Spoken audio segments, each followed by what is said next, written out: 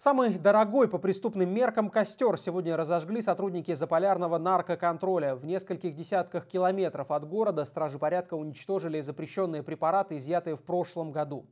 По предварительным оценкам, стоимость уничтоженных наркотиков на черном рынке превышает 15 миллионов рублей.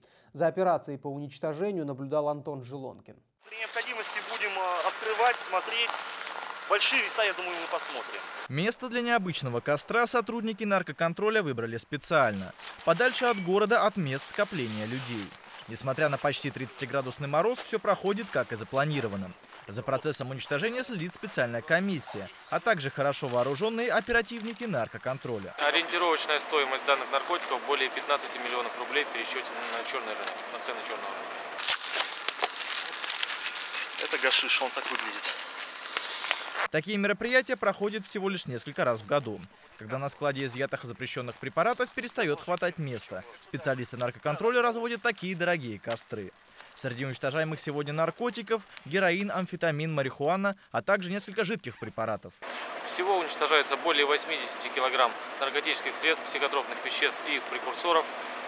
Помимо этого, изъяты они по десяткам уголовных дел 2010 года. Среди запрещенных препаратов есть и медицинские. Эти, например, изъяты в психиатрической больнице апатитов. Это сильнодействующее, да?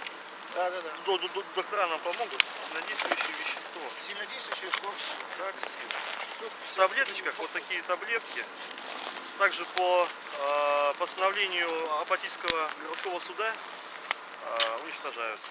Стоимость такого небольшого пакетика на черном рынке почти 250 000 рублей. Да, здесь 103 грамма амфетамина.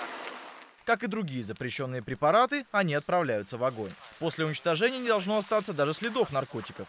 Кстати, сегодня в костер отправились также дорогие мобильники, электронные весы и шприцы. Все, что было изъято в рамках уголовных дел.